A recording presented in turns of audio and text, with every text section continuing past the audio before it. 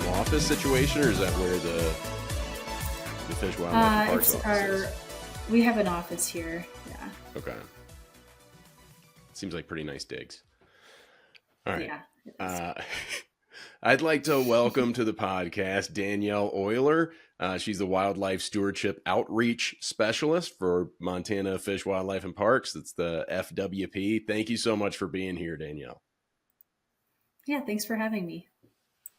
The word is on the street that you know a lot about bears. What is your background and why you specialize in bears? Gosh, I've been involved in wildlife information, education, and outreach for most of my career, but specifically with bears since around 2015, 2016. And so now I work for Fish, Wildlife, and Parks for the last about 4 years. And my position is a statewide position that manages the information and materials and delivery of our wildlife safety program. So living with wildlife, but really most of it's been focused on bears because are such an important issue to folks living in Montana, in most of the state. Okay. So you have a broad base, but bears seems to be it's something that we deal with, I guess, on a regular basis here. So it makes sense. I would like to talk about a specific incident that happened recently. It was unfortunate. This was, and correct me if I get any of this wrong, but a bow hunter out near Hidden Lakes basically got charged by a mama grizzly with a couple of cubs, and the hunter ended up shooting a pistol at the bear and climbing a tree. And then the bear calling for emergency services, and then the bear had to be euthanized. Is that all accurate? Yes, that's correct. Okay. Not fun. First of all, is it illegal to shoot grizzlies? No, it's not illegal if if you're acting in self-defense. So um, this person was, that I believe, acting in self-defense, or they're investigating that right now. So that's not illegal. You're allowed to defend yourself. You can't just shoot a grizzly because it's there, because you see one at a distance. So it's only under certain specific kinds of situations. And no legal requirement to carry bear spray versus using a gun in self-defense when it comes to bears. There is no legal requirement to carry bear spray. We encourage people to carry bear spray and also remind folks that it's not a versus. Like, people can carry both firearms and bear spray. They're both important tools. Bear spray is really, really effective. It's really easy to learn how to use. And there are some advantages too, like you can help get a bear off of someone else without risking injuring them, like you would if you had a firearm only. So lots of good reasons to consider carrying it. Okay. And how often should people be freshening up their bear spray? Well, bear spray does expire. Typically, a new can will last about 4 years, but there's an expiration date on the can. So when you get a new can of bear spray, just write that date on the bottom with a marker, because when you use it and carry it, it kind of wears off the label and you don't want to have to get rid of it prematurely. But it's not good to be using or carrying, relying upon a can of bear spray that is expired, because it can possibly not function correctly. So it's not that the capsaicin goes bad, which is the active ingredient, but the fact that over time, the gas that propels the bear spray from the can, the propellant, can leak out of the can over time, which will diminish the ability for the can to spray properly. The bear spray And won't other spray. things people, well, yeah, it may not spray, or it may spray less far, or yeah, not something you want to gamble with. And people should know too, like, because where we live, we have such extreme temperatures. In the summer it's so hot, and in the winter it freezes often. So we just recommend people store their bear spray in a stable temperature environment, so like above freezing and not too hot that it would explode. So in the winter, like in your garage that's unheated, is too cold for bear spray. So Fair enough. Let's talk about the bears in this situation. When cubs are separated from their mother, such as happened here, what would typically happen to the cubs? It varies a lot depending on the cub's age, and older cubs are more likely to survive on their own than younger cubs. But this time, and grizzly bears, they have cubs that are with them for 2.5 years generally, whereas black bears, their cubs are with them for about a year and a half. So when cubs are kicked off, like um, the this hunter reported two large cubs, so we don't know, but they were more likely to be the older set, not the cubs born this year. We don't know for sure again because um, I don't think our folks necessarily. I don't know if they saw them or what, but the hunter saw them. So Okay. yeah. And they stay with the mother longer because they are learning how to hunt. Why do you think grizzly cubs stick around so much longer? It's a good question. I don't really know if we know why they evolved that way to stay with their cubs longer than black bears. But what it results in is, yeah, they have more time to learn from mom and observe the different foods throughout their environment throughout 2 years rather than just 1 year. Um, yeah, so I'm not sure why, but their reproductive rate is slower also then because they can only reproduce every third year. Makes sense. Which, Um, yeah. this was a bow hunter who this happened to. Does bow hunting offer more risk? Does it put you in harm's way more so than other types of hunting? Yeah, I think there are a number of activities that carry higher risk, and bow hunting. Well, hunting generally is one of them because of a couple factors. So, any kind of hunting, and I'm saying this as a hunter myself, have you're sneaking around, so you can't be loud and let the bear know you're coming, right? So, pretty much any other outdoor activity you can be loud. Although I do want to speak to some other things. And then with archery season, it just coincides with the time of year that bears are at the highest like activity level for hyperphagia, getting ready for winter. So those two things are happening kind of at the same time, and folks are in the woods off trail, and bears are moving around and looking for food. And then bears have a really amazing temporal and spatial memory. So they go back to the same places where they found food in years past to look for those foods.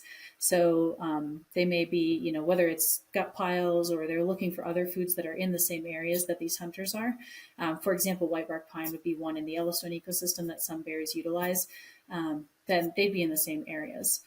Other high risk activities would be things like running, mountain biking, because usually you don't have to be silent in those activities, but if you're moving fast, it's hard to make enough noise to give warning. So there are a number of different factors that cause the situation to be higher risk, but that time of year and the activity for bow hunting is definitely one of them. I do know you don't want to sneak up on a bear. You don't want to surprise a bear. Yeah, yeah. Most of our negative encounters are surprise encounters with bears. All right. What about the move climbing the tree? Is that a strategy that Fish, Wildlife, and Parks recommends? We don't teach that. Many years ago it was taught. I would say maybe back in the 1980s, but we don't teach that strategy because it's not necessarily a successful way to evade a bear. Bears can climb trees, and most people aren't used to climbing trees. Like you don't regularly climb them, so you may not actually be very good at it when you go to do it. So we don't teach that. No shade to the hunter who did. You never know what you're going to do in a bear encounter until it happens to you. So standing your ground, using your bear spray, those are the kind of the core recommendations we have for most kinds of bear encounters. Okay. Well, let's all learn from this encounter.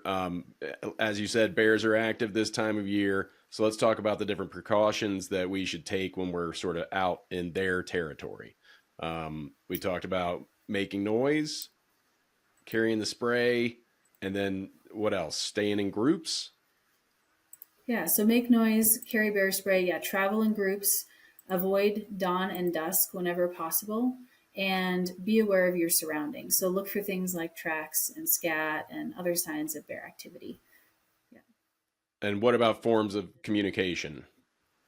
Well, that's not necessarily part of our like official list of recommendations, but it's a really good idea to have anytime you're in the woods, you leave your plan with somebody. You have a form of communication. I think our search and rescue folks would agree that those are great practices, regardless of the activity you're doing. Okay. And let's talk about your own personal experience. What kind of close encounters have you had with bears? I have had I've had a number of close encounters. I've had one that was like the most, I guess, the most intense was a surprise encounter with a grizzly at around 10 feet, and that one was surprising because we were in a group and. I attribute it to maybe the bear was a young adult and maybe not as aware of its surroundings as a more experienced bear might have been. But regardless, that was a long time ago, and I know more now than I did then. And I didn't spray it, but I should have. And I just thought it would calm down and leave, and it did. But I would have liked to spray it just because it did stop a ways away and come back towards us, and eventually it left. But it would have been a good lesson for it. So Yeah. when in doubt, spray. When in doubt, spray. Yeah, there's no harm and if you're feeling threatened and you're close enough to use your spray, there's no harm in spraying a bear. Yeah. How am I going to run out of spray? How much spray do I have per can? I've never sprayed bear spray before. Yeah, bear spray has about 4.8 to 8 seconds of spray per can, depending on the brand you buy. But they all have a minimum volume. So, like one brand might say, well, ours will come out of the can faster, it's better. And some might say, well, more seconds is better. So, that's up to the consumer to decide. You just need to make sure that they're an EPA registered company. So, they have a EPA registration number on the label. Yeah. I would say just when in doubt, there's no reason not to use it.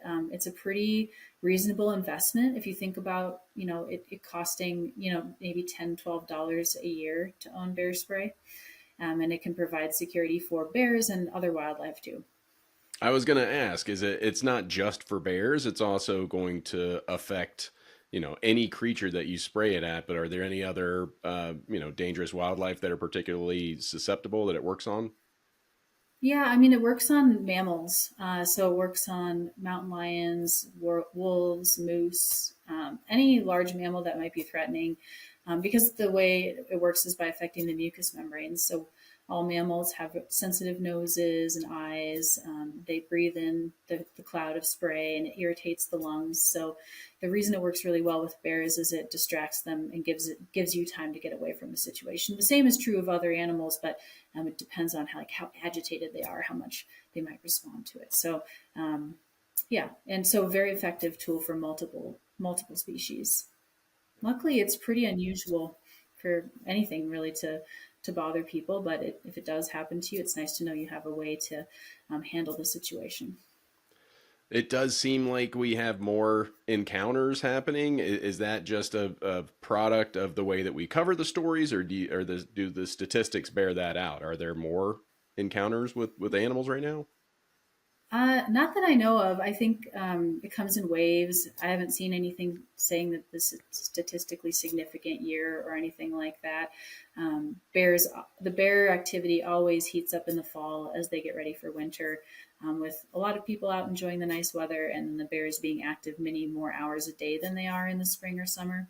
So that really sets the stage. Okay. I don't really have any more questions, but I do have a dumb game. We play these here at the Hoary Marmot. And so this game is called So Bear or Faux Bear. And I'm going to give you, it's a test for you, basically. I'm going to give you habits. And I need you to tell me if it sounds like that those habits are so bear or if they are not of a bear. Okay. All right. It'll become clear when I ask you. So the first one, we kind of went over this. Excellent memories. Can remember the locations of food sources for many years, returning to fruitful areas season after season. Is that so bear or faux bear? Yeah, that's so bear. That is so bear. That is correct. All right. And the next one, mystical powers, able to bounce like a rubber ball after drinking magic potion. So bear or faux bear? So bear. That is faux bear. That is Hey, boo! specifically, that is the gummy bears. They drink gummy berry juice made by Grammy Gummy, and it's made from gummy berries that were grown in the Dunwin forest, obviously. All right, how about this? incredibly smart, even known to roll rocks into bear traps in order to steal the bait. Oh yeah, that's so bear. That is so bear, man. I didn't know that. That's impressive. Uh, have you seen this in action? My God, that's crazy. Not the rock rolling, but their memories are exceptional and they get trap savvy. Yeah. Okay. I've heard of one where they got in to grab the bait and they had their foot at the end of the trap holding the door open, pulled the bait and then got out the trap. So Really? Oh, they they got to make that trap bigger. I know. Bears are huge. Nice wingspan. All right, how about this? Kind of gross. Drinks own urine even when it seems unsafe and unnecessary. So bear or faux bear? Oh, that's faux bear. I think I know which bear. Oh, which bear is it? Is that Bear Grylls? That is Bear Grylls. Yeah. Hey, So boo some boo. say he does it purely for the spectacle. I wouldn't accuse him of that though. Faux bear. Very good. But How about bears do recycle their urine in hibernation to maintain their muscle mass. They're not what? drinking it. Yeah, the So when proteins they're from in their their when they're in that den, they're just drinking their own urine. they're not drinking it. They're using the proteins from the waste internally Okay. to Not maintain muscle even mass. actual bears are as disgusting as Bear Grylls, is what you're saying. Uh, all right, how about this? Very playful as youngsters, often engage in mock fights, chase each other, and tussle with objects they find in their environment. Yeah, that's so bear. That is so Bear. That's adorable, also. All right, here's our That's so here. people. Yeah, but right now we're talking about the Cubs, okay? Uh, and the last one, known for acts of juvenile racism and alcoholism, frequent use of ethnic and homophobic slurs, and blatant beer drinking. Also, failure to wear helmets while riding motorcycles. Is that so bear or faux bear? Faux bear.